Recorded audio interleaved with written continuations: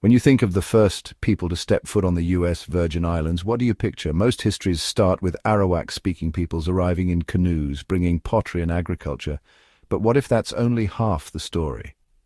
What if ancient seafarers reached these islands thousands of years earlier and left behind traces we're only now learning how to read? Ancient DNA is giving us a new glimpse into the deep past of St. Thomas, St. John and St. Croix. Before we start, I'm on a road to get 1,000 subscribers as a small channel. If you want to help me, please subscribe. Let's take a journey into one of the Caribbean's oldest mysteries. The US Virgin Islands, St. Thomas, St. John and St. Croix, are today known for their beaches, but in prehistory they were remote stepping stones in a vast sea.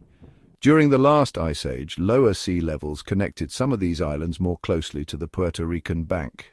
As sea levels rose, they became isolated again. For decades, archaeologists believed the first inhabitants were ceramic age Arawakan migrants from South America, who spread through the Lesser Antilles and arrived in the Virgin Islands around 2,500 years ago. These early farmers brought red pottery, new crops and village life. But some archaeologists noticed odd signs, stone tools with no clear connection to Arawak culture, and shell middens dating back over 3,000 years. Could these be the remains of earlier foragers? If so, who were they? And what became of them when the ceramic age peoples arrived? These questions would linger until the first ancient DNA results came in. Extracting ancient DNA from the Caribbean isn't easy. The region's heat, humidity and acidic soils are brutal on human remains. In the US Virgin Islands, many archaeological finds come from coastal sites, where salt spray and groundwater further accelerate decay. For years, this meant the bones and teeth left behind by ancient people were too degraded to yield useful genetic data. But that changed with the rise of hybridization capture, a method that uses synthetic probes to fish for tiny fragments of DNA, even in highly damaged samples. Scientists began targeting specific markers called SNPs, points in the genome that vary between populations. These markers act like genetic signposts, helping researchers map ancient ancestries. With these tools, researchers managed to sequence DNA from several individuals buried across the Virgin Islands. What they found confirmed some long-held theories, but also revealed unexpected genetic patterns that pointed to an earlier forgotten wave of migration to the islands. Archaeological discoveries across the Virgin Islands laid the groundwork for these genetic revelations. On St. John, sites like Cinnamon Bay revealed pottery shards and stone tools that matched what we expect from ceramic-age Arawakan settlers. But deeper layers, older by 1,000 years or more, told a different story, one of shell middens, fishing gear and simple stone tools that lacked any sign of agriculture or ceramics. These belonged to people who lived off the sea, likely moving between islands in small boats. On St. Croix, Salt River Bay and Southgate revealed similar patterns, archaic-style remains beneath later Arawak levels. Some cave sites even hinted at earlier burials, possibly dating back over 3,000 years. For decades, researchers debated whether these early signs represented a brief, isolated presence or an actual wave of settlement. Without DNA, it was hard to say. But now, with ancient genomes available from these sites, a clearer picture is finally emerging. When researchers analyzed DNA from ancient individuals in the US Virgin Islands, the results were startling. Using principal components analysis, PCA for short, they found that some early individuals did not genetically match the later ceramic age populations. Instead, these people clustered with archaic groups from Cuba, northern South America, and even as far as Central America's coastal zones. Their DNA carried signatures of ancient seafaring populations that likely arrived thousands of years before the Arawakan expansion. These were not simple extensions of later migrations, they were distinct. The Virgin Islands, once thought to be settled just once by a single group, were actually visited by at least 2 waves of people, separated by over 1,000 years. This earlier group had different roots, different tools, and very likely a different language. Their story was buried beneath later villages and pottery, and until now, largely erased from the region's known history. The ancient DNA confirms what archaeologists had long suspected. There were 2 distinct waves of human settlement in the US Virgin Islands.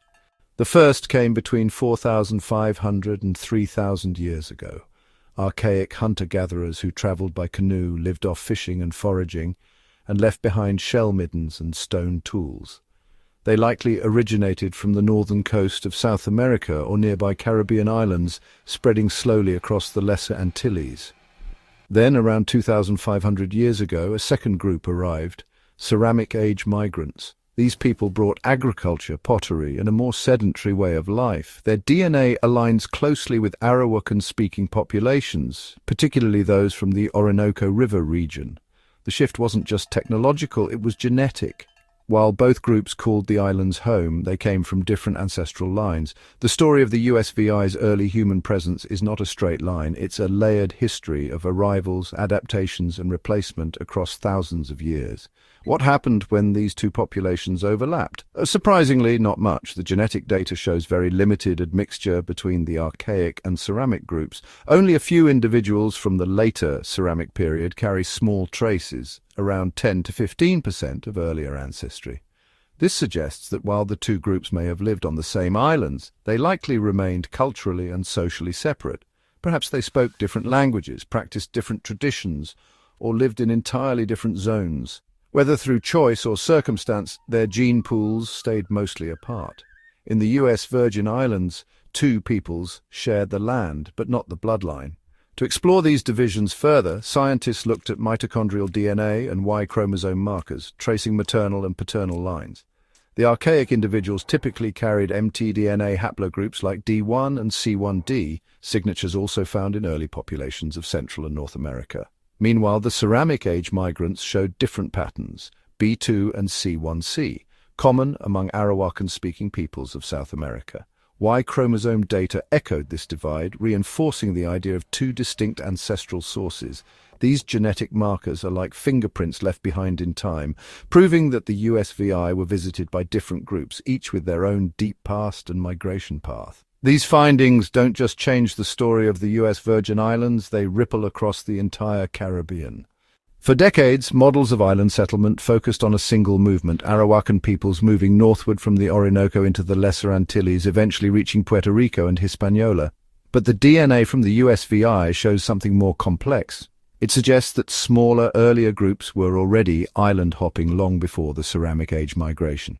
These archaic peoples may have originated from different coastal zones, including Central America or even Florida. Their presence in the USVI implies that the Lesser Antilles weren't just pass-through zones or isolated stops. They were active frontiers, places of arrival, settlement, and persistence. The story also reframes nearby islands like the British Virgin Islands and eastern Puerto Rico, where similar tools and shell middens have been found. With each genome uncovered, the Caribbean's past grows deeper and more connected than we ever expected. Despite these revelations, many mysteries remain. Researchers have only sampled a small number of ancient individuals from the Virgin Islands, and many sites, especially underwater caves and coastal ridges, remain unexplored. Could even earlier migrations have occurred, now hidden beneath rising seas? What was daily life like for these archaic islanders, and how much interaction really happened between them and the later ceramic populations?